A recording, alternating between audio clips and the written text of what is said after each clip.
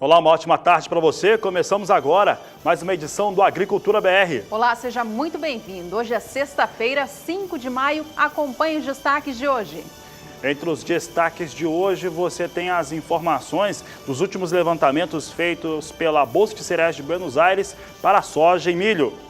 Veja que as consultorias privadas estimam a safra brasileira de soja cada vez mais alta. Hoje você tem um programa muito especial aqui no Agricultura BR. Nós vamos receber aqui um advogado tributarista. Ele vai responder a diversos questionamentos que surgiram durante essa semana em torno do Fundo Rural. Então você pode participar ainda deste programa. E veja ainda nesta edição como foi o resultado da primeira rodada de leilões de apoio à comercialização do milho, que aconteceu nesta quinta no estado do Mato Grosso. É o mercado físico, o mercado futuro, previsão do tempo a partir de agora. É o Agricultura BR no ar.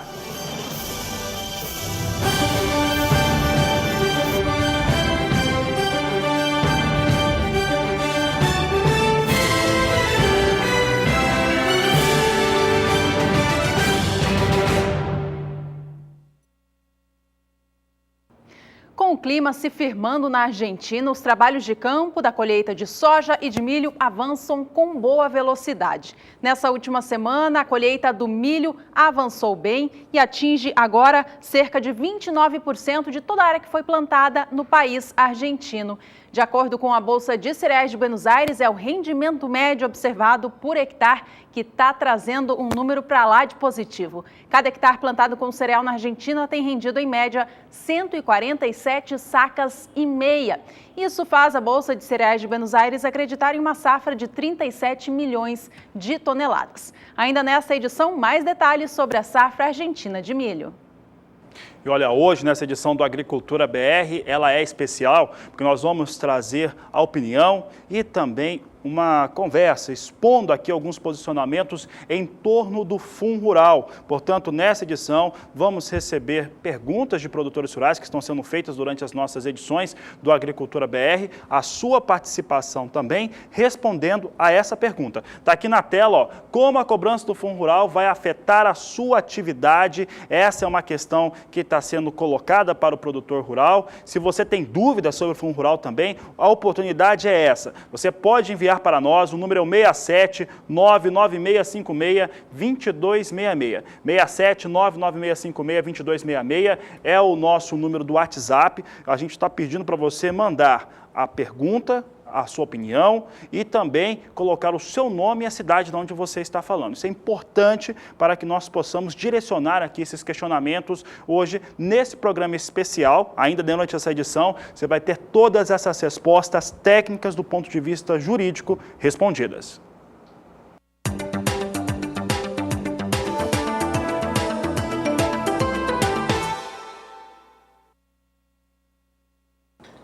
E a finalização da colheita de soja na América do Sul vai apontando cada vez mais para uma safra muito cheia. Uma safra que vai sendo cada vez mais revisada para cima no Brasil, passa de 90% a colheita no país, e na Argentina, se por um lado não aumenta, ela também não recua. É o que nós vamos ver agora, parte dos números que vão mostrando como é que vem o desempenho da produção de soja na América do Sul, considerando principalmente os três principais produtores, Brasil, Argentina e Paraguai. Observe aqui os dados aqui para Brasil e Argentina, de acordo com essa empresa de consultoria, a J-Resource, 96% da área cultivada com soja no Brasil já foi colhida. Já na Argentina, chega a 49% essa área que foi colhida no país vizinho. E olha, de fato, fica muito claro que quanto mais avança a colheita, mais vem para cima os números de expectativa de produção. Tanto é que as estimativas das empresas privadas apontam até agora para novas evoluções em relação à produção brasileira de soja. Por enquanto, ainda não tivemos nenhuma divulgação de órgão oficial. O Departamento de Agricultura norte-americano e a Conab divulgam seus levantamentos de maio nas próximas quarta e quinta-feira. Portanto, vamos trazer agora os dados de expectativa de empresas privadas. Então, aqui trazemos os números e e os números aqui vão mostrando em relação à produção antes, né, a produção dos países.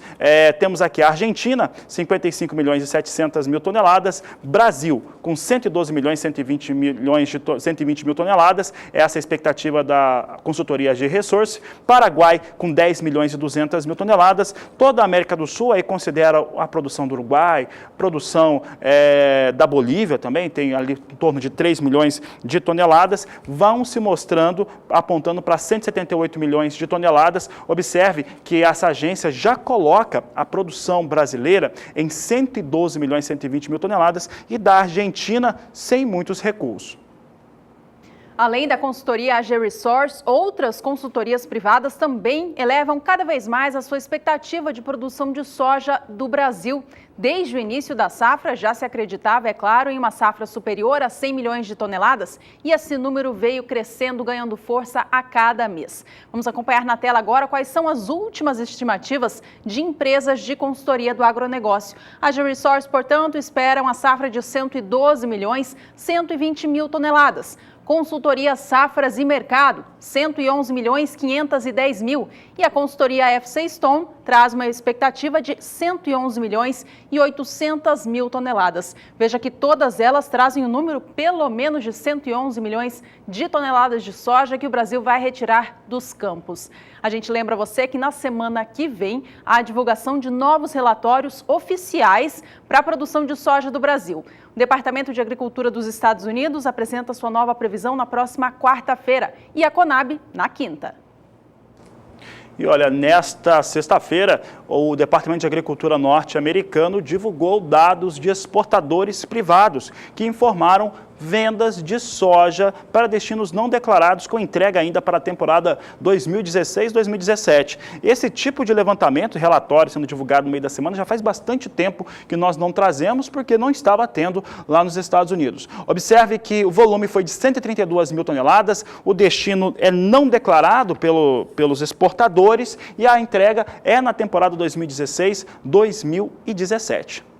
E você confere agora conosco como é que vem o mercado da soja. O mercado da soja hoje que vinha apresentando alguma recuperação. Vamos ver os números então. Soja na Bolsa de Chicago vinha operando com bastante influência por conta do clima nos Estados Unidos. É o que nós temos no dia de hoje. Os negócios com soja já foram até mais altos do que neste momento, mas vem com alta. Observe que a posição de maio ganha 0,46%. A posição é negociada com $9,69 mais 75 por bushel. Julho, ganhos de 0,48%. A posição é negociada a $9,79 por bushel.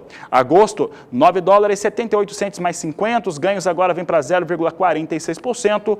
E setembro, alta de 0,54%. Posição negociada a $9,72 mais 75 por bushel. Assim vem os negócios com soja na Bolsa de Chicago nesta sexta-feira.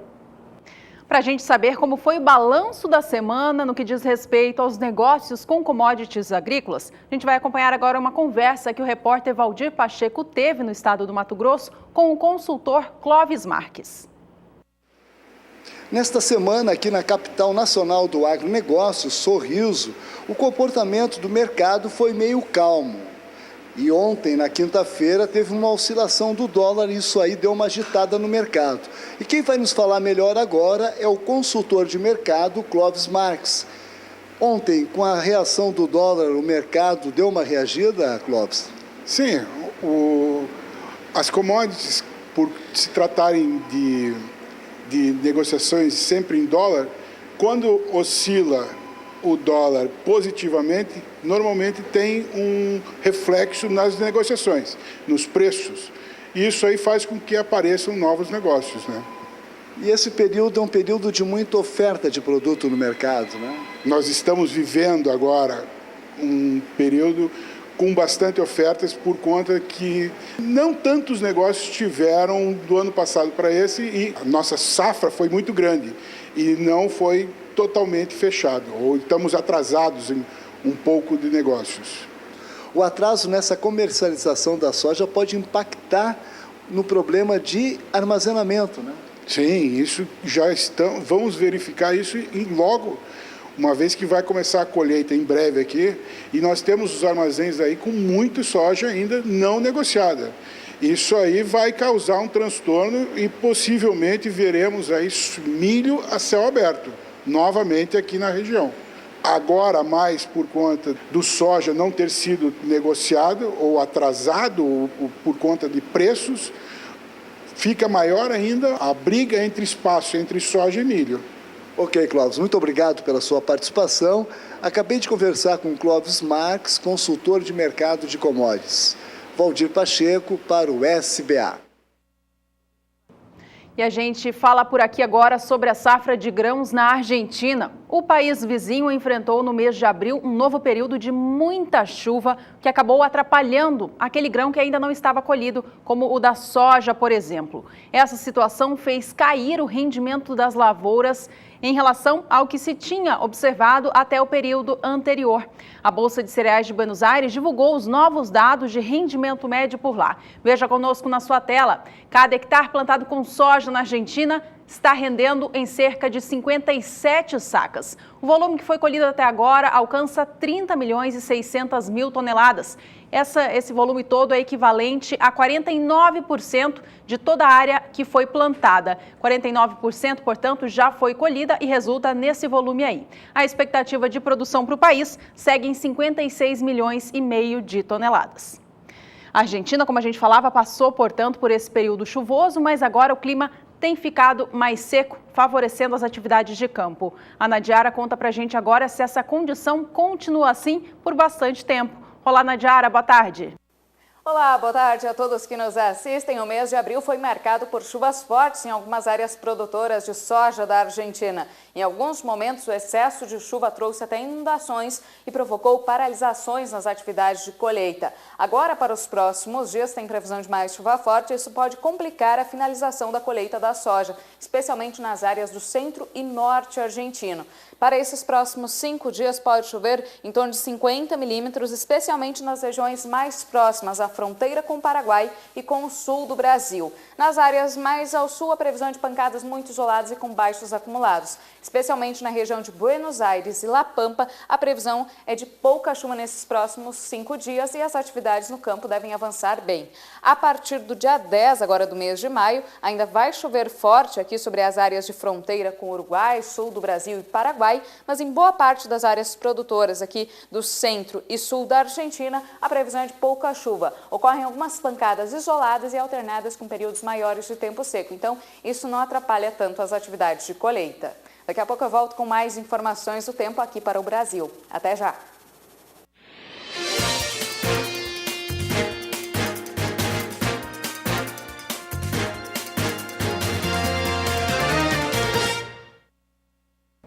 Agora vamos aos destaques da AgriShow. A AgriShow que tem muita técnica, tecnologia sendo apresentada por lá. E o Fábio Meirelles, que vai deixar, ele que é o presidente da Federação da Agricultura do Estado de São Paulo, vai deixar a presidência da AgriShow logo após o evento. Já tem feito alguns balanços e tem mostrado como que essa tecnologia tem atingido o produtor brasileiro. Quem conversou com ele foi a jornalista Rafaela Fávaro.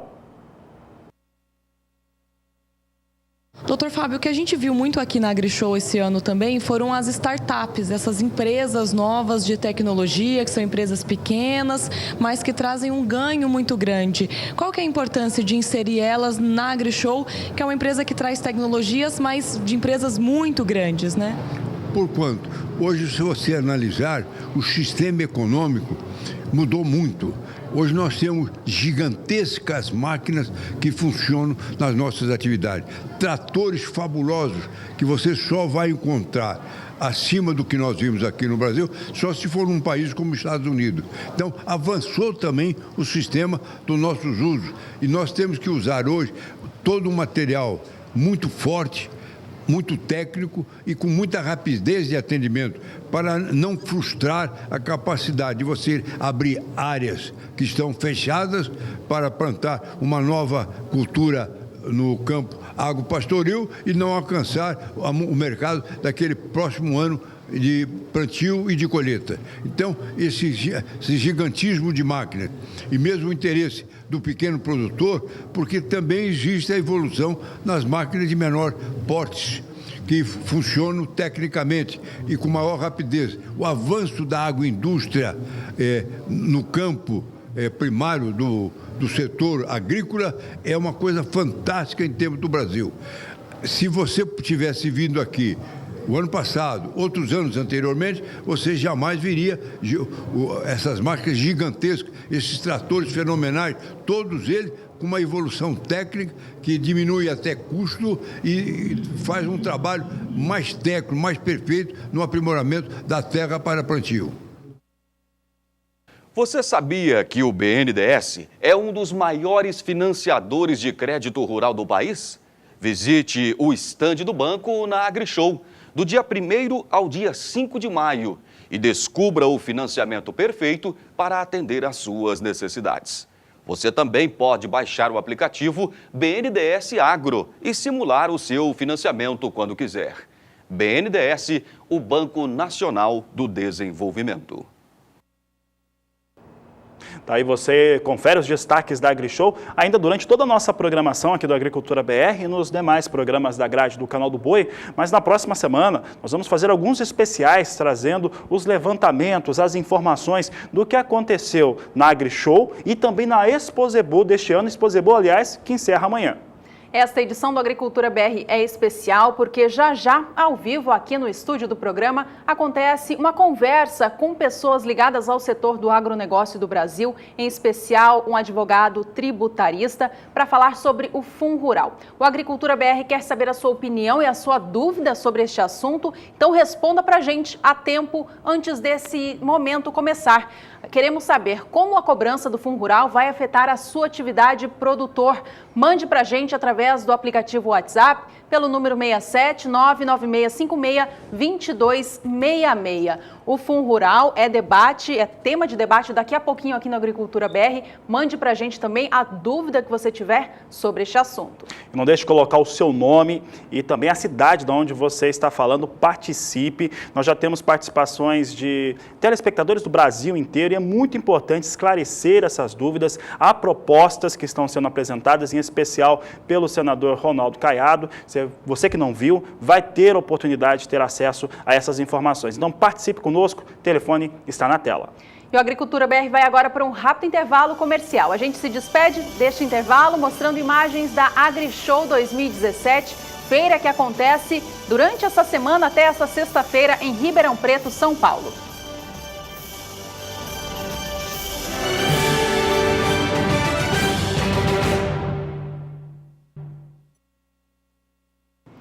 A Conab realizou nesta última quinta-feira, 4 de maio, a primeira rodada de leilões de apoio à comercialização do milho direcionadas para o estado do Mato Grosso. Houve muita procura por parte dos produtores que negociaram boa parte daquilo que foi ofertado. A exceção foi para o leilão da modalidade PEP, que a gente já mostra por aqui. A gente começa falando sobre os leilões de opção de venda futura de milho.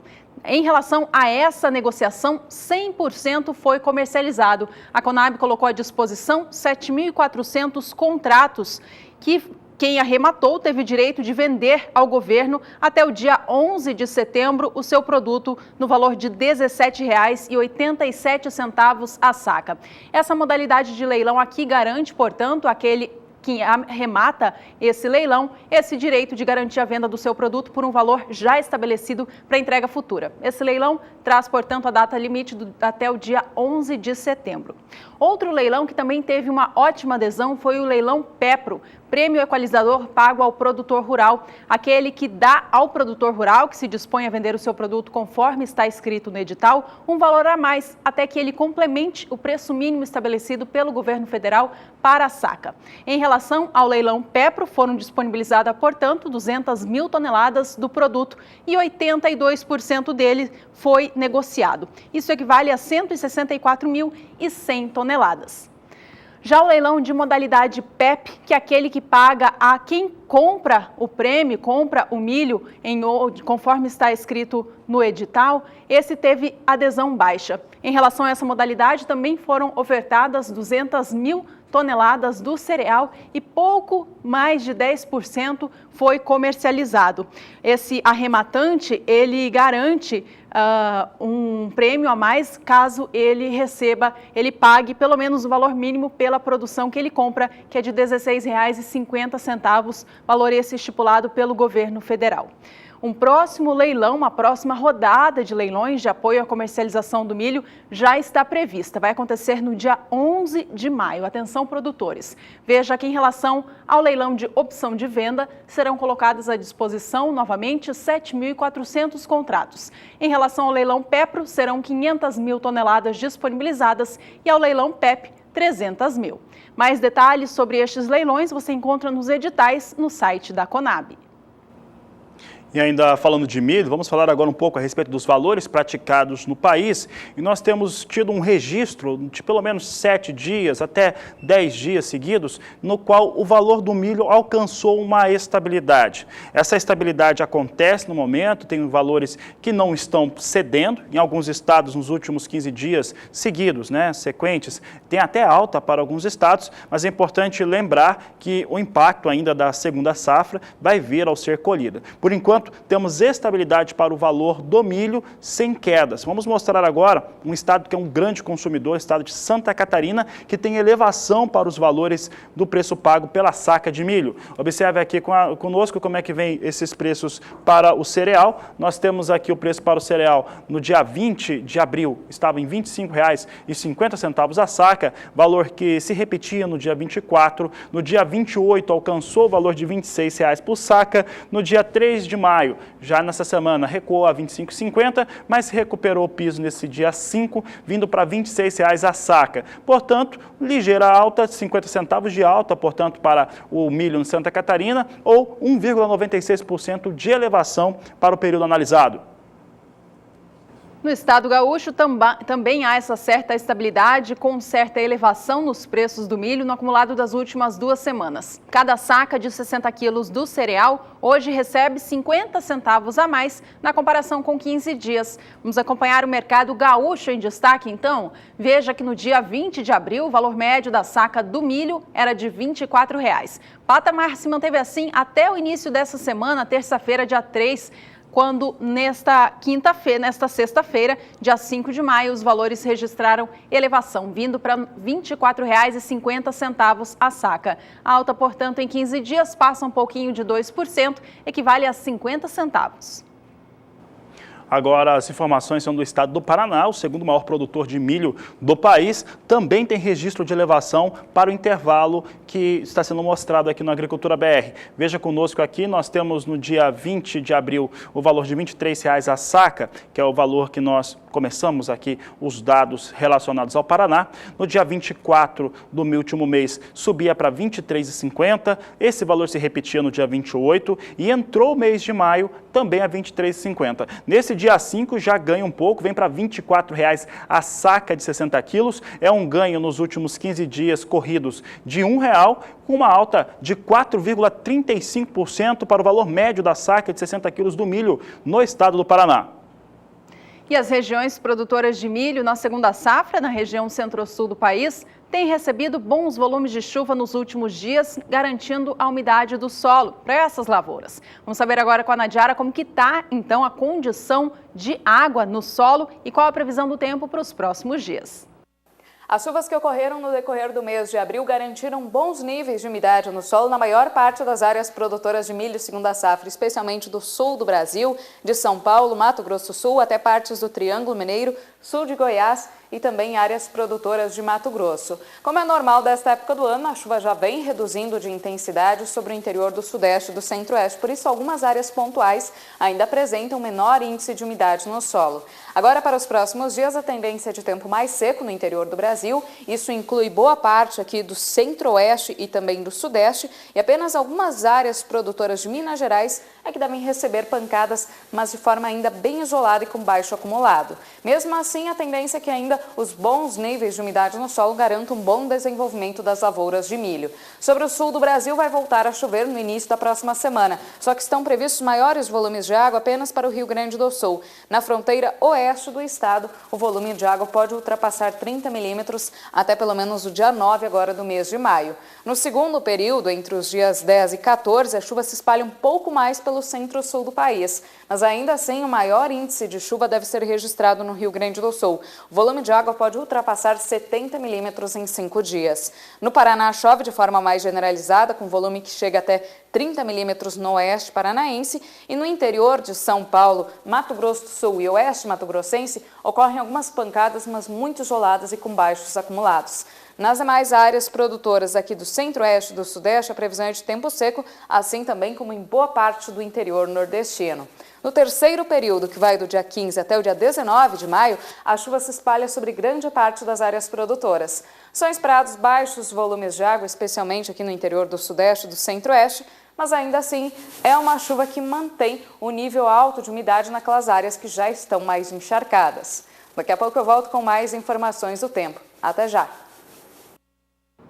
Vamos acompanhar agora o mercado futuro do milho aqui no Brasil para ver como que o cereal é negociado para entrega lá na frente. É o milho na Bolsa Paulista que você de casa acompanha em tempo real agora com a gente. Os negócios vêm mistos, ou seja, algumas posições sobem, outras caem. A de mais curto prazo, que é a de maio, esta vem com alta no momento de 0,79%. Cada saca para entrega neste mês é negociada R$ 28,19. A posição de setembro, como você pode ver aí, é que tem o maior volume de contratos sendo negociados, já que é o mês de maior entrada da safra brasileira do grão. Os negócios estão sendo feitos agora a R$ 27,31, com queda de 0,94%. Há negócios hoje também para o mês de novembro, são apenas 10 e eles negociam cada saca R$ 27,70. Essa posição perde um pouquinho, 0,11% agora de baixa. Bom, e na Argentina, a colheita de milho já atingiu 29% da área de cultivo, de acordo com o levantamento de acompanhamento semanal de lavouras, que é divulgado pela Bolsa de Cereais de Buenos Aires e acontece sempre nas tardes de quinta-feira. O que chama atenção nos dados apresentados pela Bolsa de Buenos Aires está relacionado à produtividade dos argentinos, muito alta, acima de 140 sacas por hectare naquele país. Um outro dado importante é que a estimativa de produção para a temporada 2016-2017 dos argentinos é até mais elevada do que aquela que é prevista pelo Departamento de Agricultura norte-americano, pelo menos até o mês passado. Os argentinos acreditam que o país vai produzir 37 milhões de toneladas de milho contra 36 milhões e 500 mil toneladas que foram previstas no relatório de oferta e demanda do Departamento de Agricultura norte-americano em abril. Vamos ver então os dados da Bolsa de Cereais de Buenos Aires, divulgados nesta última quinta-feira à tarde. Produtividade média, que olha como é alta, 147 sacas por hectare para a produção de milho no país, estimativa de produção de 37 milhões de toneladas. Eu lembro que os argentinos já chegaram a 29% da sua área cultivada já colhida. Outro dado importante, falando a respeito do milho, é que o mercado foi bastante pressionado por conta de uma queda forte para algumas commodities não agrícolas nesta última quinta-feira. Nós destacávamos no Agricultura BR de ontem essa situação, porque produtos como petróleo, também minério, cediam muito. Quando o petróleo principalmente cai, ele influencia bastante preços de óleo de soja, óleo de palma, milho também nos Estados Unidos, uma vez que o milho é utilizado para a produção de etanol. Vamos saber como é que vem os negócios com milho depois de quedas mais expressivas nesta última quinta-feira. Se caiu firme na quinta, ele vem subindo nesta sexta-feira, porque a posição de maio vem ganhando 1,74%, vem a $3,64 o bushel. Julho sobe 1,77%, vem a $3,73 o bushel. Setembro, $3,80 por bushel, alta de 1,67%. Dezembro, com elevação de 1,56%, vem com negócios a $3,90 mais 50 por bushel. É um dado importante ressaltar que nos Estados Unidos, por conta das questões climáticas e todas as incertezas que essa situação de de um frio mais intenso, de neve, de tempestade que aconteceu no último final de semana e que continuam ocorrendo. Só há uma expectativa de um clima mais ameno já para o final desse mês e começo do próximo. Isso faz com que se tenha risco sobre as áreas de produção. No caso do milho, que já tinha pelo menos 9% da área cultivada já emergida, esses 9% se perderam sim. Agora resta saber como é que ficam o resto da área que foi semeada até o último domingo.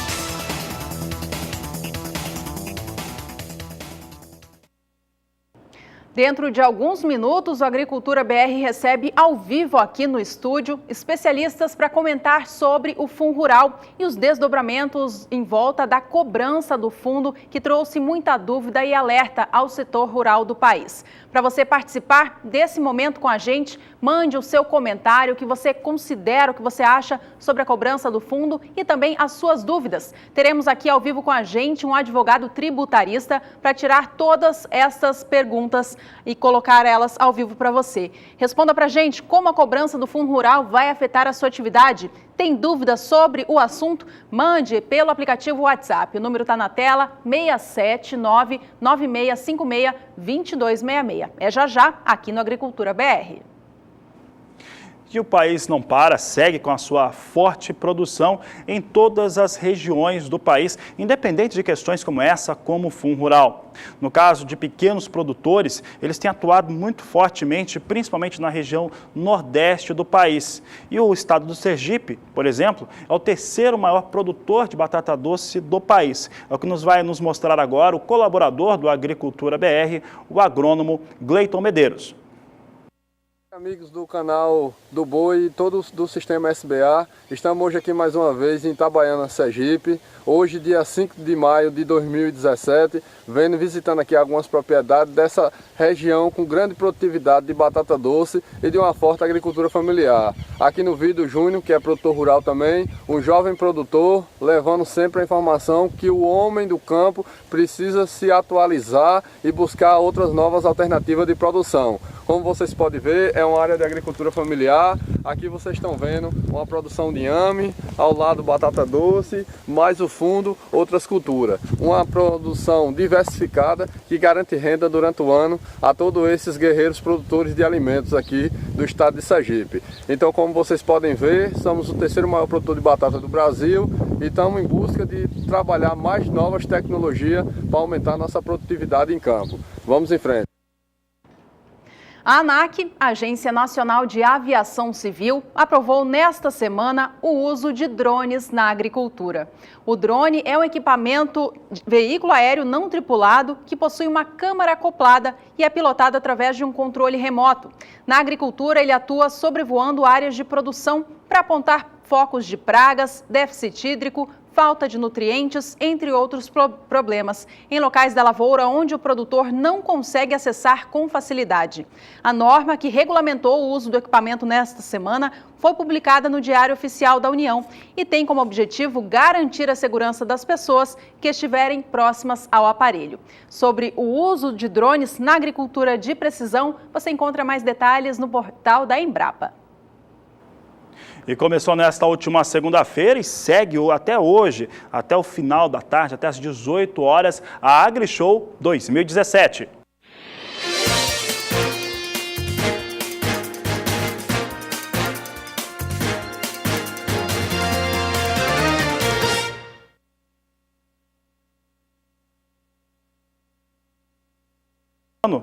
E a AgriShow deste ano segue trazendo e principalmente reunindo muitos jovens que vão em busca de informações sobre tecnologias e técnicas para o desenvolvimento do setor. E este foi o assunto de uma outra entrevista que a Rafaela Fabro fez com o presidente da feira, o Fábio Meirelles.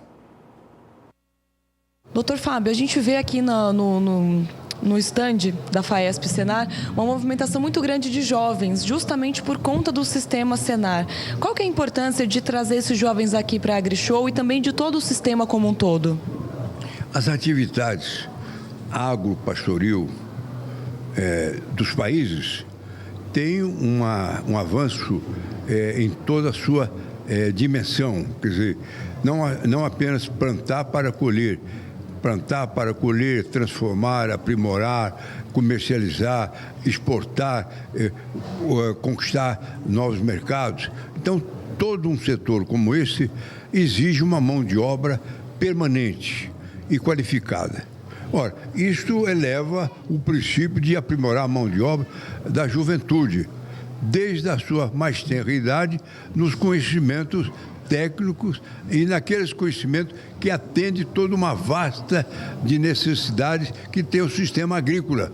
Não só, como disse, de plantar e transformar, comercializar, inclusive entrar no mercado externo. Isso desperta naturalmente a curiosidade e o interesse vocacionado da juventude. E, além disso, a orientação, evidentemente, das famílias, dos pais, que verifica que o setor agrícola e agroindustrial tem transformado um sistema econômico e social do país. Então, é necessário estar integrado à economia global. E o Brasil, um continente agrícola, é um país globalizado para todo o sentido da economia agrícola, inclusive do mercado interno, como do mercado comprador externo. Esses jovens, estando aqui na AgriShow, vendo toda essa tecnologia, também podem criar um interesse maior, né? Vem de todas as camadas sociais, até mesmo dos filhos dos próprios trabalhadores, que já têm hoje uma dimensão muito maior de aprimoramento do conhecimento desde a sua juventude.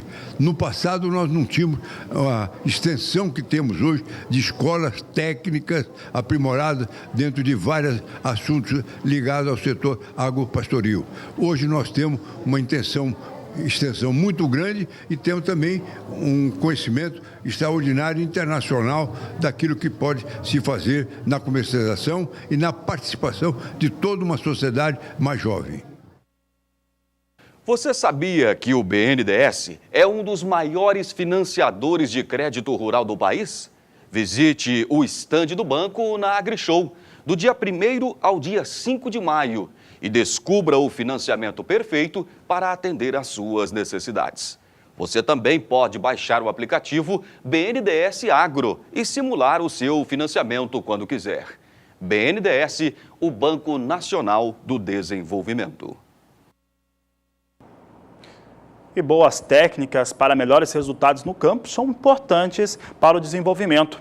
E foi isso que aconteceu nesta última quinta-feira, dia 4, com realização da Dow AgroSciences, um treinamento do Programa de Aplicação Responsável em Cultivos de Cana-de-Açúcar da usina Santa Fé, em Araraquara, São Paulo.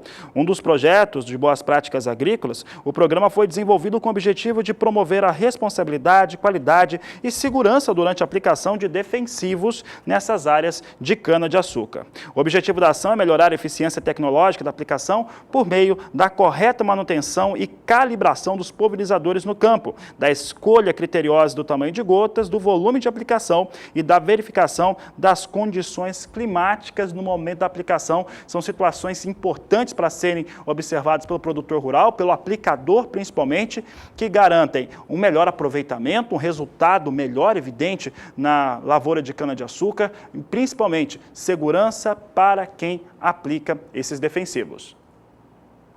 E falando em açúcar, a gente dá uma olhadinha agora em como estão os negócios com o produto no mercado físico do Brasil. Lembrando que no ano de 2016, a commodity subiu muito no cenário interno e também externo em função do déficit global do produto. O mercado aqui no Brasil, o setor da cana-de-açúcar, destinou mais açúcar que o comum para a fabricação do adoçante, buscando, portanto, se favorecer dessa situação de déficit global do produto. E o mercado, sim, se favoreceu, os negócios subiram bastante no fim do ano passado e de lá para cá vem encontrando uma nova posição. No momento, a saca de 50 quilos do açúcar cristal negociado no Porto de Santos ronda em torno dos R$ 74, R$ 75.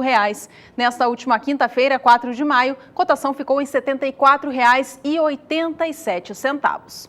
O clima para o setor sucroalcooleiro do Brasil favoreceu a boa produtividade nos últimos meses. Vamos saber agora com a Nadiara, da Sumar Meteorologia, como que ele se comporta nestes próximos, em que é época de colheita. Nadiara. Como é normal desta época do ano, o tempo seco está ganhando cada vez mais intensidade sobre o interior do país. E nesses próximos 5 dias, a previsão é de tempo mais firme em grande parte do centro-oeste, interior nordestino, boa parte também aqui do interior do sudeste e do sul do Brasil, especialmente em Santa Catarina e no Paraná. Isso beneficia as atividades de corte e moagem da cana-de-açúcar sobre o centro-sul do país, que já está em andamento. Tem previsão de chuva forte neste período apenas aqui sobre o Rio Grande do Sul e extremo norte do Brasil.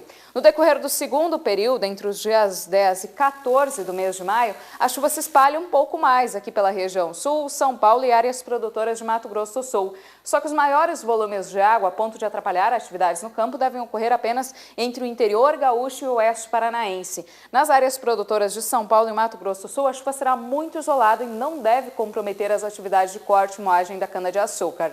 Sobre a faixa leste do Nordeste, importante área produtora de cana, a situação ainda é bastante complicada, porque faltou chuva no momento de desenvolvimento das lavouras e, por enquanto, não tem previsão de volumes expressivos para os próximos dias. A expectativa é apenas de chuva isolada e de baixo volume acumulado nesses próximos 15 dias. Do período que vai do dia 15 até o dia 19 de maio, a chuva até se estende um pouco mais aqui pelo interior nordestino, mas o volume de água ainda será muito baixo e não deve ajudar na recuperação da umidade no solo. Neste período, outro destaque é o retorno da chuva mais abrangente sobre o centro-sul do Brasil. A previsão é que os volumes sejam maiores sobre o interior de Mato Grosso do Sul. Chove pelo menos 30 milímetros em 5 dias. Essa chuva, em alguns momentos, pode atrapalhar as atividades no campo, mas em grande parte do centro-sul do país o volume será baixo, variando de 5 a 15 milímetros e não chega a comprometer o corte e a moagem da cana-de-açúcar. Hoje eu encerro por aqui minha participação. Um ótimo final de semana a todos e eu volto na segunda-feira com mais previsão do tempo. Até lá! Muito obrigada, Nadiara, pelas informações. Bom fim de semana a todos por aí. Até segunda. E por aqui a gente segue mostrando as tecnologias que têm sido apresentadas ao longo de toda essa semana durante a AgriShow em Ribeirão Preto, São Paulo. Você vai acompanhar agora 2 novas variedades de produtos lançadas pelo IAC, o Instituto Agronômico de Campinas. É uma nova variedade de feijão e outra de amendoim, produto que é muito cultivado no estado de São Paulo. Acompanhe na reportagem de Rafaela Fávaro.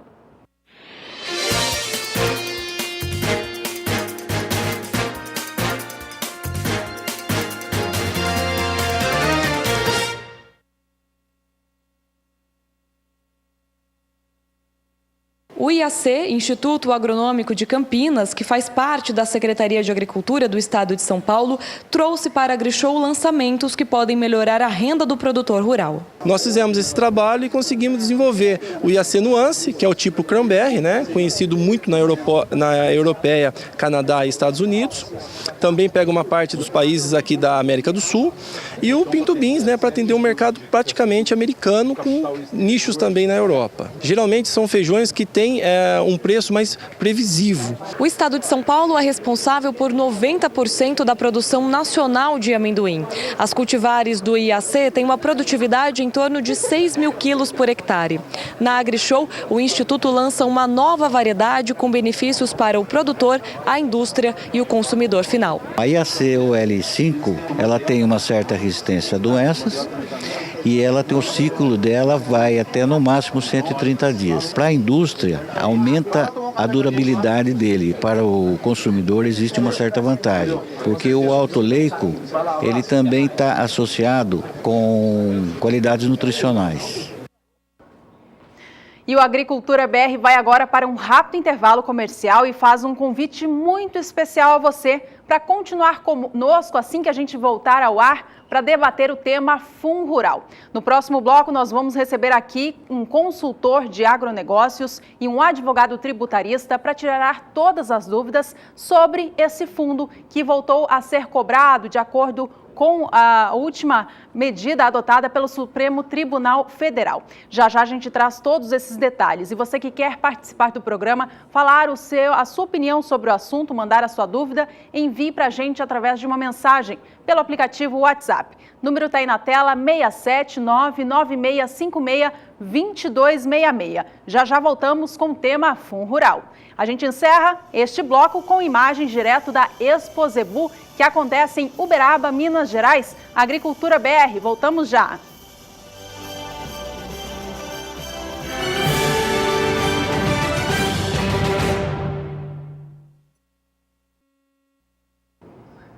Agricultura BR de volta e agora para falar sobre o FunRural. O FunRural que está sendo alvo de debate e principalmente muita discussão e insegurança por parte do produtor rural, principalmente por conta do Supremo Tribunal Federal, o STF, que considerou constitucional a cobrança.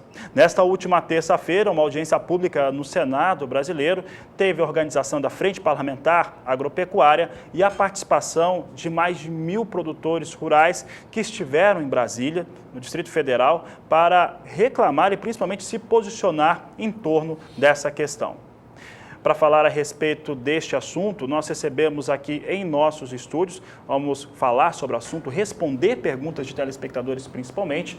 Nós recebemos aqui hoje Gustavo Passarelli, advogado, está o nosso convidado no dia de hoje, João Pedro Cuti Dias, consultor de agronegócios do SBA, que vão comentar e falar a respeito desse tema, respondendo principalmente o telespectador do nosso programa. Já já a gente começa a trazer as dúvidas dos telespectadores para eles responderem. Antes disso, vamos trazer um breve histórico do FunRural. O FunRural foi instituído aqui no Brasil em 1992 com o objetivo de financiar os benefícios previdenciários para o trabalhador do campo. Foi então, naquela época, instituída a cobrança de 2,1% sobre o valor bruto do produto comercializado por esse produtor. No ano de 2011, o Supremo Tribunal Federal considerou, então, inconstitucional a cobrança desta alíquota, deste imposto, entendendo que a cobrança ela incidia sobre o valor bruto e não sobre o faturamento do produtor, o que é uma exigência que não cabe a nenhum outro segmento. Naquela época, então, foi suspensa a cobrança deste fundo ao empregador rural do Brasil, aquele produtor rural que tem empregados. Por fim, no fim de março deste ano de 2017, o Supremo Tribunal Federal voltou atrás, considerando agora constitucional a cobrança deste fundo. Toda essa questão levantou muita polêmica no setor, levanta ainda, e é por isso que trouxemos aqui estes especialistas no assunto para comentar com a gente tudo isso que está acontecendo. Bom, e nessa última terça-feira tivemos essa audiência pública no qual o senador Ronaldo Caiado chegou a apresentar uma proposta, principalmente em torno do passivo, que é o que aconteceu entre a última liminar e a decisão final do STF. Quem traz as informações é a repórter Márcia Prado. Na capital do país, os produtores e entidades que representam o setor rural pressionaram o governo e o Congresso pedindo uma solução definitiva para a questão do Fundo de Assistência ao Trabalhador Rural. As diferentes decisões do Supremo Tribunal Federal sobre o tema teriam causado insegurança nos produtores e essa é a principal justificativa do setor, que quer o perdão da dívida agora que o STF decidiu que é válida a cobrança do tributo dos últimos 5 anos. A Frente Parlamentar da Agropecuária tem discutido o assunto com o governo e acredita que vai conseguir negociar esse pagamento, com descontos em juros e multas e o parcelamento do valor. Um projeto de lei apresentado pelo senador Ronaldo Caiado vai além e pede o perdão dessa dívida. Pela proposta, quem já pagou poderia usar o valor para compensar débitos relacionados a esse tipo de contribuição. A chance depende única e exclusivamente de nós, senadores. Se nós tivermos maioria, é uma lei ordinária que propõe exatamente a remissão de todo o passado. Ou seja, até então nós nunca tivemos uma uniformização do tributo. Uma hora era sobre furo, outra hora era sobre a renda. Daí a pouco nós tínhamos as decisões judiciais que eram favoráveis ao setor e que de repente foi alterada por uma votação de 6-5. Como tal, nós não podemos, neste momento, repassar ao produtor rural 20 bilhões de dívida neste momento, que é um momento crítico de todos os setores da economia brasileira, principalmente o setor rural. Como tal, o projeto propõe, primeiro, que todas as dívidas anteriores estão remidas. Como tal, nós não teremos aí o reconhecimento da dívida anterior. Aqueles que já pagaram terão crédito para futuramente poderem debitar os seus débitos tributários em relação àquilo que já depositou junto ao Tesouro Nacional.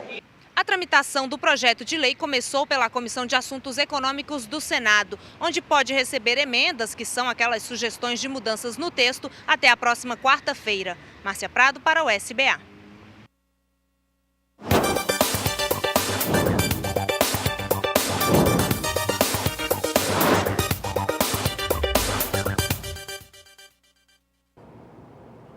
Bom, vamos começar então essa conversa, esse debate, essa opinião que nós vamos trazer aqui, respondendo o telespectador do Agricultura BR, do Canal do Boi. E nós vamos fazer a primeira pergunta ao convidado, Gustavo Passarelli, advogado, em torno desse posicionamento. O senador Ronaldo Caiado já vinha discutindo esse assunto, tinha envolvimento também do senador Valdemir Moca, aqui do Mato Grosso do Sul. Em resumo, está pedindo de certa forma, um perdão da dívida desse passivo entre a última decisão liminar e a decisão definitiva agora do STF, que considerou constitucional. Essa seria, do ponto de vista jurídico, uma circunstância viável, se for analisado no Senado, depois na Câmara, para chegar à presidência? Boa tarde, Passarelli. Boa tarde, Fabiano. Boa tarde a todos os telespectadores. A proposta é muito boa do ponto de vista econômico, do ponto de vista financeiro. Acredito que atende aos anseios da classe produtora, que certamente está muito preocupada com o resultado desse julgamento.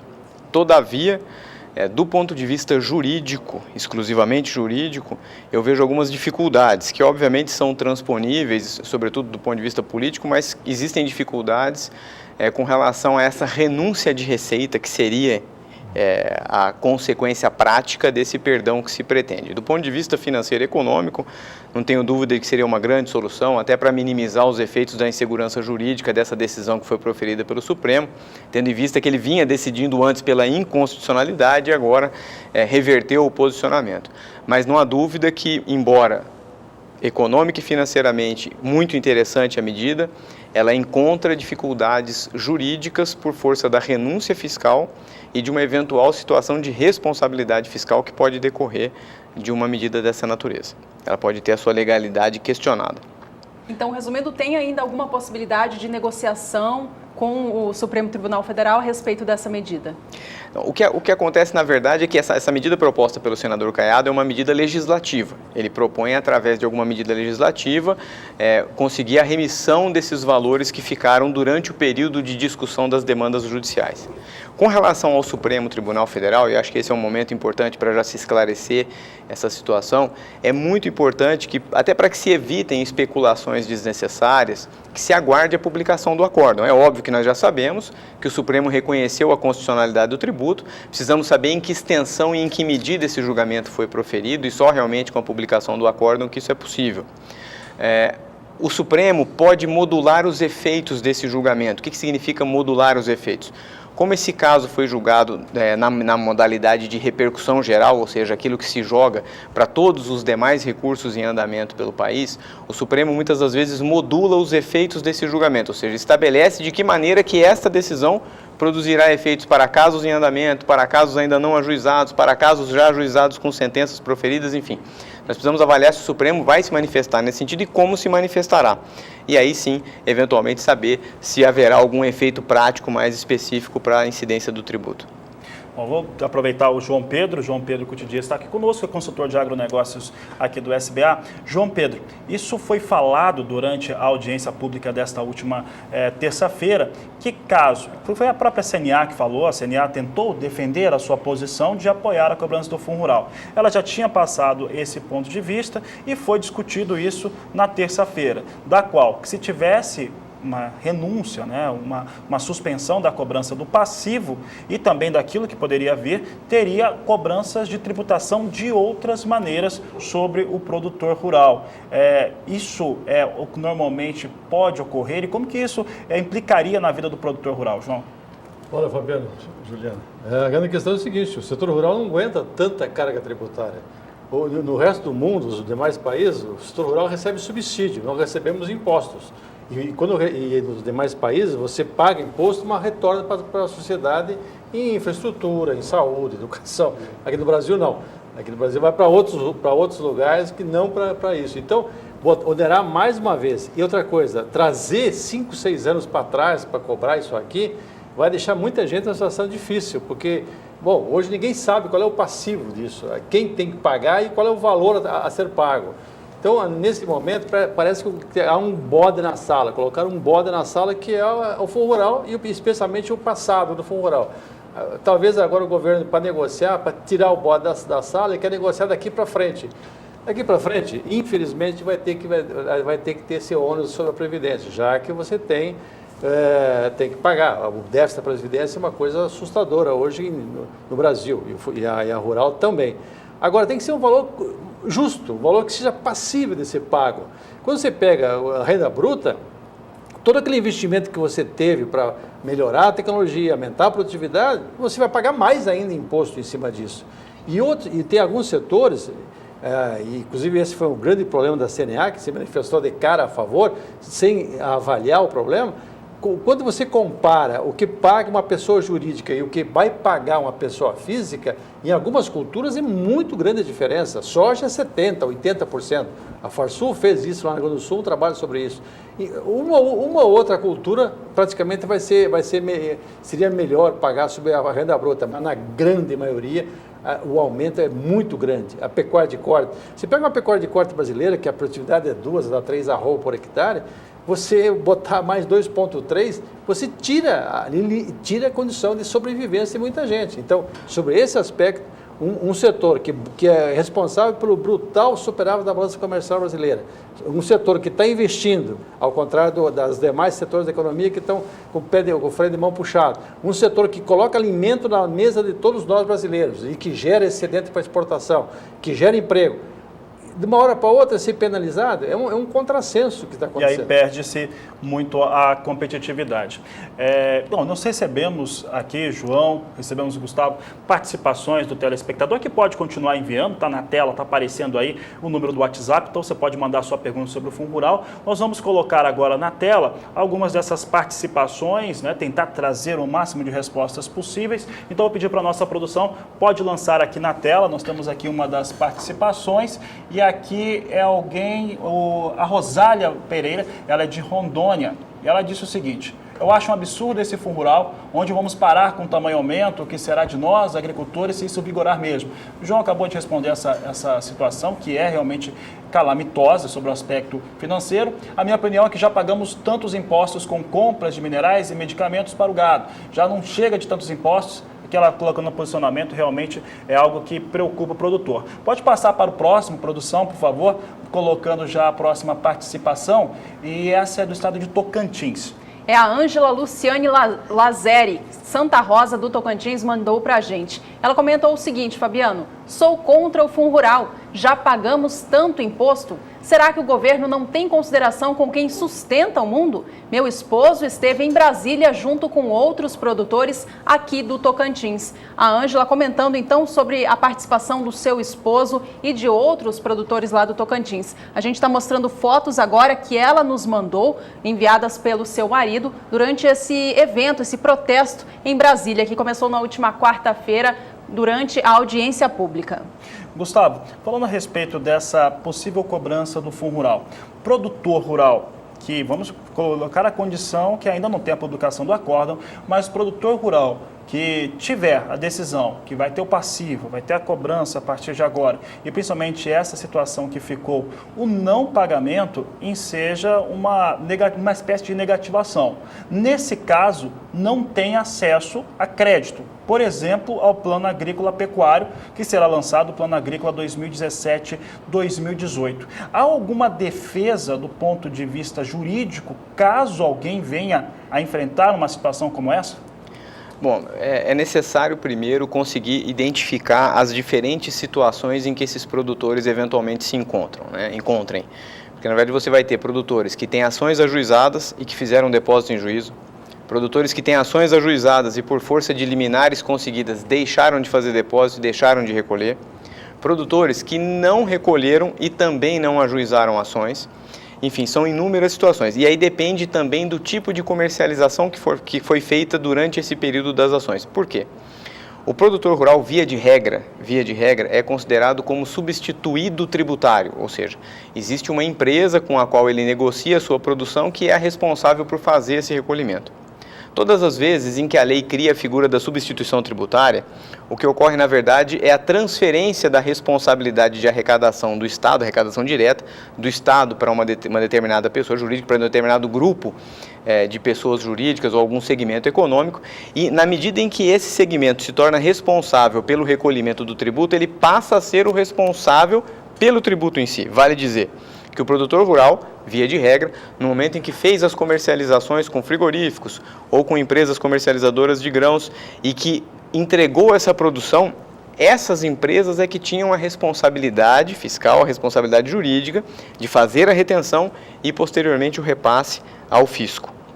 Implica dizer ainda que, via de regra, os produtores rurais, e sob um ponto de vista exclusivamente jurídico e técnico-jurídico, os produtores rurais que participaram de negociações dessa natureza estariam isentos, ou seja, estariam imunes à tributação porque a responsabilidade passa a ser dessas empresas. Mas é óbvio que aí precisa ser considerado cada caso, né? Ou seja, o produtor tinha liminar, não tinha liminar, fez depósito em juízo, mas em princípio nessas situações o produtor não poderia ser alcançado e sim as empresas que foram responsáveis pela comercialização, sem dúvida.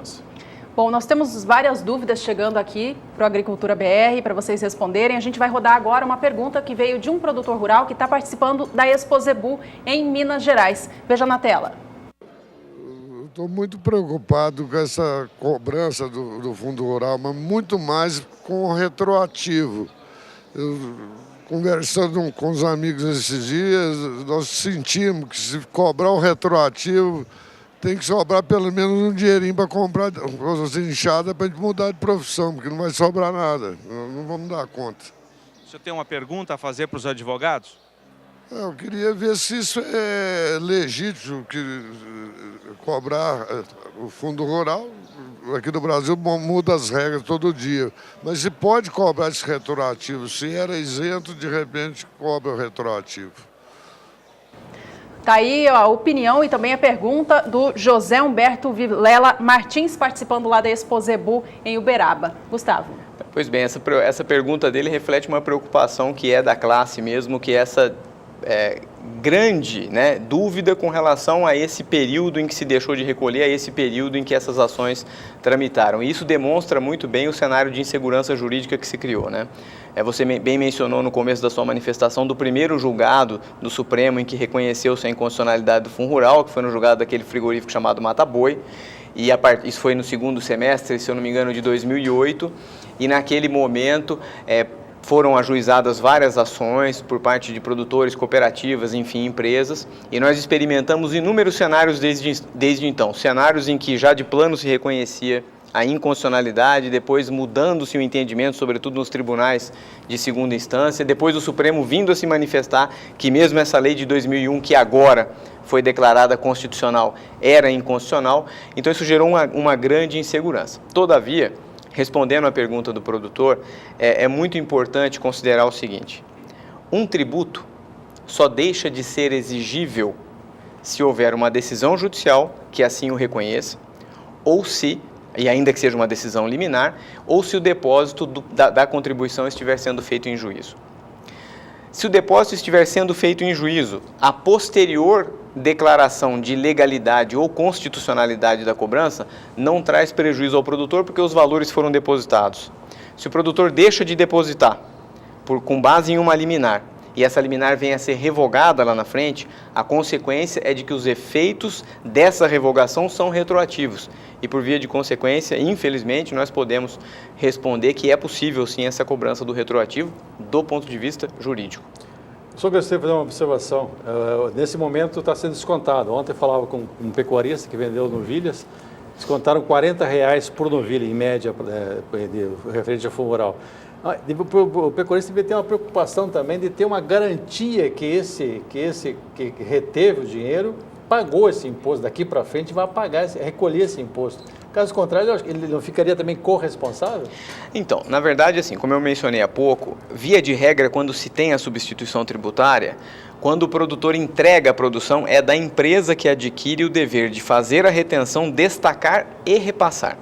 Sempre existiu essa discussão e é uma dificuldade muito grande de se conseguir identificar de que maneira que eu consigo provar que o determinado produtor A teve uma retenção de valores por força de uma transação e esta retenção foi especificamente para o fisco, porque as retenções não são individuais, as empresas acabam fazendo retenção de um valor global de comercializações e é muito difícil identificar. Por isso que, via de regra, o produtor fica exonerado da obrigação na hora da entrega. Mas a sua observação, João, é muito importante, porque uma recomendação que nós entendemos que é necessária ao produtor é que, já era sempre dito isso lá atrás, mas agora acho que com maior razão ainda, é fundamental que o produtor faça a questão, já que o tributo está sendo cobrado e foi declarado como legal, que nas notas fiscais conste a retenção específica do tributo, sob pena de, num país como o nosso, em que já temos exemplos aí a não mais querer de insegurança jurídica, de se levantar uma tese lá na frente de que o produtor rural que não fez questão de que houvesse a retenção possa ser considerado como corresponsável. Gustavo, até aproveitando aqui a fala do João, aí, envolvendo os dois, nós temos essa situação, né, que vai, como você disse, será considerado, né, devido caso esse passivo que ficar para trás. Agora vamos considerar a situação na qual o produtor rural ele fez essa retenção de depósito em juízo, né, fazendo essa retenção dessa maneira, nesse momento que foi considerado legal, né, acredito que seja liberado agora para os cofres públicos. Se daqui a pouco a proposta, por exemplo, do senador Ronaldo Caiado for aprovado, de que teve a extinção da cobrança do passivo, o produtor rural que pagou em juízo, ele vai ter como rever esses recursos? A partir do momento que nós tenhamos, caso ela venha a ocorrer, uma medida que gere o perdão dessa dívida do passado, juridicamente ela tem o efeito de declarar que aquele tributo era inexigível durante aquele determinado período de tempo. Consequentemente, todos aqueles que efetuaram pagamento terão que se considerar como pagamentos indevidos, ou seja, porque o perdão tem que ser não só para aquele que não pagou, como também para aquele que pagou, porque na verdade o que se discute aqui, e essa é a dificuldade jurídica que eu mencionei há pouco, com relação à renúncia, etc., porque você na verdade declararia através de uma medida legislativa que um tributo que já existia antes, continua a existir agora, por causa de uma decisão judicial, somente durante um determinado momento de tempo, por um hiato, deixou de existir. E se ele deixou de existir, ele tem que deixar de existir para todos, para aqueles que pagaram e para aqueles que não pagaram. Aqueles que não pagaram ficam liberados e aqueles que pagaram, reconhece-se que o pagamento foi indevido e, consequentemente, deveria ser determinada a restituição. João Pedro, bastante tem sido comentado no setor sobre por que o STF decidiu julgar o Fundo Rural exatamente agora. Seria por conta da crise que o país vive? Não sei, não. Esse Brasil é difícil de prever o futuro e mais difícil de prever o passado. Os caras trocam. O que se comenta é que você trocou o ministro, foi indicado um ministro pelo atual governo, que há uma necessidade premente de recurso para todos os entes da República, ou seja, tem várias alternativas. Agora, a grande questão, Juliano, você comenta muito em pagar. E os benefícios? Você hoje tem no Brasil muitas propriedades rurais que não têm empregado, é a mão de obra familiar. É o dono, é o proprietário, a esposa, os filhos. Você tem muito essa classe média rural, especialmente no sul do Brasil, que mexe com suinocultura, avicultura, etc. Como é que fica a situação deles para efeito previdenciário? Essa família que recorre, se for pagar 2,3, com certeza teria uma líquida muito superior àqueles que pagam em cima de folha de pagamento. Se eles vão receber, se isso vai gerar uma previdência para eles vão poder pleitear uma aposentadoria, não com o salário mínimo, que é o padrão hoje, mas se eles já que estão pagando muito mais do que aquilo, se isso vai gerar um crédito para no futuro eles terem uma condição na aposentadoria um pouquinho mais decente. A aposentadoria, se não me engano, o produtor só tem direito, aquele que pagou o Fundo Rural, se também pagou o INSS, é isso? Sim, exatamente. Exatamente. Na verdade, como o João colocou, é mais uma situação dessas que a insegurança traz. Você tem uma tributação que não é linear, na verdade, ela é aplicada de forma uníssona para todos os produtores, independentemente da condição que eles se encontrem, não gerando diferenças com relação aos benefícios e, infelizmente, se coloca e se acentua essa situação de insegurança jurídica.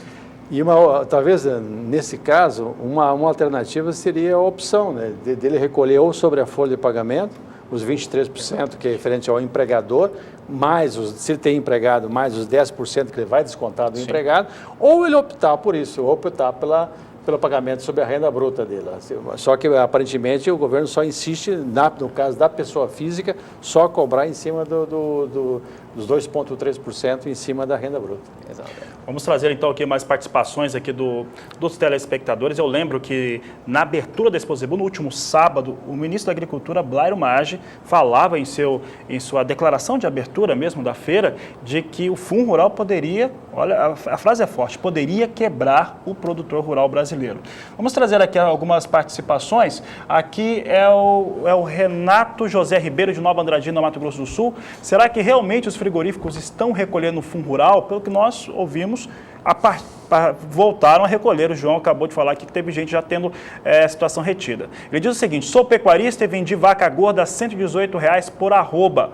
Um absurdo. Outro absurdo é o valor da CNA que veio para nós pagarmos, para a gente pagar. Dobrou o valor. Está fazendo aqui um comentário. Esse comentário é muito apropriado para o João Pedro, João. Olha, se vier a reforma que está se prevendo aí, que vai desobrigar a qualquer um a recolher o tal imposto sindical, e o CNA, na realidade, é um imposto sindical, a CNA vai ter dificuldade para receber. Essa não, que essa está valendo. E realmente, dobrou. A maior parte, não sei qual é o critério que eles tiveram para avaliar, para colocar esse valor. Eu recebi a minha, quase o dobro do que eu paguei ano passado. Bom, vamos continuar trazendo. Eu vou só fazer um comentário que a CNA se posicionou de tal maneira em relação ao Fundo Rural, mas a CNA podemos dizer que é até um governo dividido, porque algumas federações nós sabemos que são contra a cobrança do Fundo Rural, mas não se manifestaram publicamente. Agora, sindicatos rurais, porque tudo isso faz parte do sistema sindical, presidentes de sindicatos rurais estiveram presentes em Brasília na terça-feira e aí posso dizer, rasgaram o verbo literalmente contra a confederação. Pode mandar aqui outra pergunta na tela, nossa produção pode continuar fazendo as inserções, são participações do público que estão participando conosco. Essa é do Agnaldo Rodrigues Biondi, de Juína, no Mato Grosso. Ele comenta o seguinte: estão me cobrando Fundo Rural desde o ano 2000. Queria saber se eu tenho essa obrigação de pagar. Tenho uma granja de produção de ovos e todas as entregas que são feitas, o comércio está descontando. Agora que estou vendo sobre a votação e fiquei na dúvida. Quero saber se estou sendo lesado. Está aí a pergunta do Agnaldo. Gustavo. Pois bem, Agnaldo, na verdade, como nós dissemos aqui desde o início, com o julgamento se consolidou o entendimento sobre a legalidade da cobrança. A cobrança realmente é feita no momento da venda, no momento da alienação por força da substituição tributária, então a cobrança é legal da maneira como vem sendo realizado por força do posicionamento que o Supremo adotou. Discordamos do ponto de vista jurídico que foi alcançado pelo Supremo, mas temos que nos sujeitar a esse posicionamento. Essa decisão. Pode continuar a produção, se tiver perguntas aqui prontas, pode colocar aqui na tela. É a participação do público, do telespectador aqui no Agricultura BR. Esse é do Osmar Pedro, de Umuarama, no Paraná. Por que eles já não fazem uma proposta de nós pagarmos daqui para frente algo em torno de 48 centavos no líquido e pedir anistia geral de tudo que está para trás? Mas que este dinheiro seja metade para a Previdência e metade para fazer estradas, que não temos para escoar a produção. Seu João, por favor, comenta o assunto. Deu uma proposta, né, João, de uso do recurso. Bom, dinheiro para a estrada nós estamos pagando. A hora que você vai abastecer o seu carro, metade do valor do combustível é o ICMS, é PIS/COFINS, são impostos. Ou seja, dinheiro para isso tem. Agora no Brasil é uma coisa incrível, né? Eu por dever de ofício, eu acompanho a liberação de recursos para o DENIT, o Departamento Nacional de Infraestrutura do Brasil, que cuida das estradas. Deve ter uns 60 mil quilômetros de estradas asfaltadas no Brasil. Olha, o valor que eles repassam para isso é simbólico. O ano passado foi alguma coisa ao redor de 1,5 bilhão, uma coisa assim. Não dá para nada. Ou seja, no Brasil, o dinheiro ele vai para cobrir buracos do governo, seja pagamento de juros, seja buraco da Previdência e tal, e não volta para a sociedade. Eu acho que se botar esse valor para metade para a estrada, eu tenho dúvida que chega nas estradas.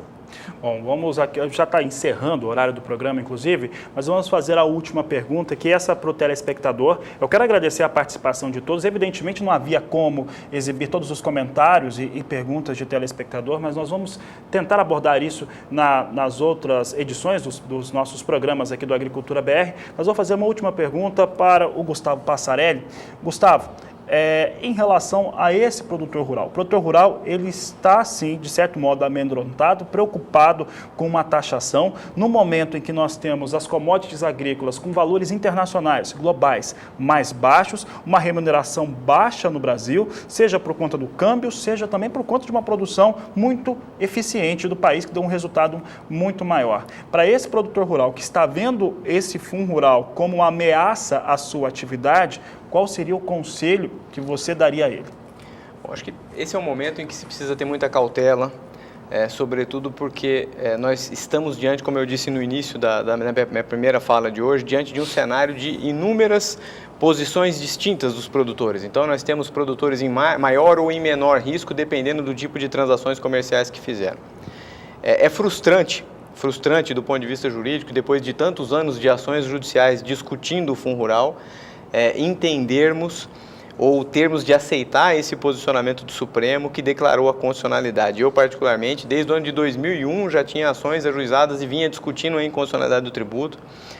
O João mencionou aqui mesmo essa situação da possibilidade de deixar aos produtores a escolha, né? De recolher sobre a folha, de recolher sobre a produção. Porque, na verdade, se nós pararmos para pensar, o Fundo Rural ele foi constituído em 1971 e assim o foi porque nós vivíamos na época uma realidade completamente distinta no campo, de informalidade, de um país ainda em vias de industrialização, em que era muito difícil você conseguir controlar, né, sobretudo a questão de mão de obra no campo. Naquela época se fez necessária a instituição de uma contribuição em cima da produção, mas era um outro Brasil, é um Brasil completamente diferente desse que nós nos encontramos hoje, sobretudo no que diz respeito ao agronegócio.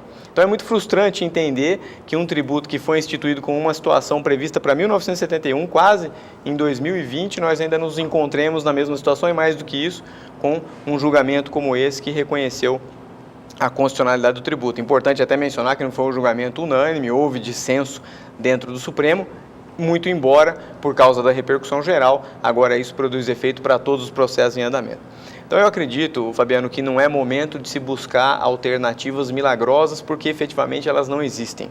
Uma vez que o tributo está declarado constitucional, é fundamental que o produtor se cerque de cautelas. Daqui para frente, como eu mencionei há pouco, de exigir que pelo menos nas notas fiscais haja o destaque do tributo, seja para que ele possa discutir lá na frente, caso venha a ocorrer uma declaração da remissão da dívida por força de alguma medida legislativa, seja por força de uma modificação do julgamento, que acho pouquíssimo provável, mas enfim, é importantíssimo que daqui para frente se adote a cautela de se exigir o destaque nas notas fiscais. Com relação aos produtores que deixaram de recolher, seja porque tinham liminares e deixaram de recolher, ou porque realmente não entraram com a ação e porque criou-se um consenso na época de que não haveria mais o tributo, eu entendo que é necessário cautela, porque pode haver eventualmente uma fiscalização.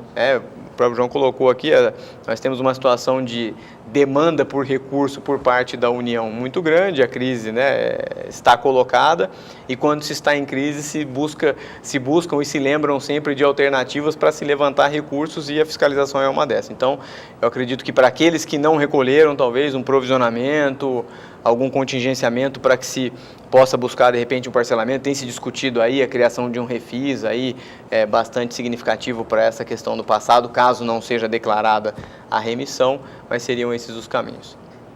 Bom, e essa edição do Agricultura BR é especial, porque discutimos um assunto muito especial a respeito dessa tributação, desse imposto. Evidentemente que o tema Fundo Rural não cessa, principalmente após a publicação do acórdão do STF e depois, né, o andamento dessas propostas que estão sendo feitas principalmente no Senado brasileiro. Nós queremos agradecer então a participação dos nossos convidados, Gustavo Passarelli principalmente, advogado, conhecido de longa data, já a gente falamos muito a respeito desse assunto aqui na nossa programação nos últimos 10 anos, então muito tempo falando a respeito desse assunto. João Pedro Couto Dias também. Só gostaria de fazer um agregar o que o doutor Gustavo falou. 71 o Brasil patinava para passar dos 50 milhões de toneladas de grãos. Patinava, não conseguia. Era importador líquido de alimentos, importava muito da Argentina e de outros países.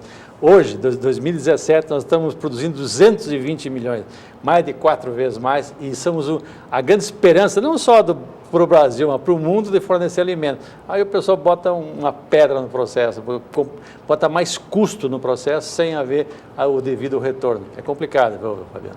Obrigado, João. Obrigado pela participação. Obrigada a vocês, obrigada a você de casa que também esteve com a gente ao longo dessa edição e a você que participou sobre o tema Fundo Rural. Nos vemos na próxima edição. Este é o Agricultura BR. A inteligência e a transparência do agronegócio sempre com você. A todos uma ótima tarde e até mais.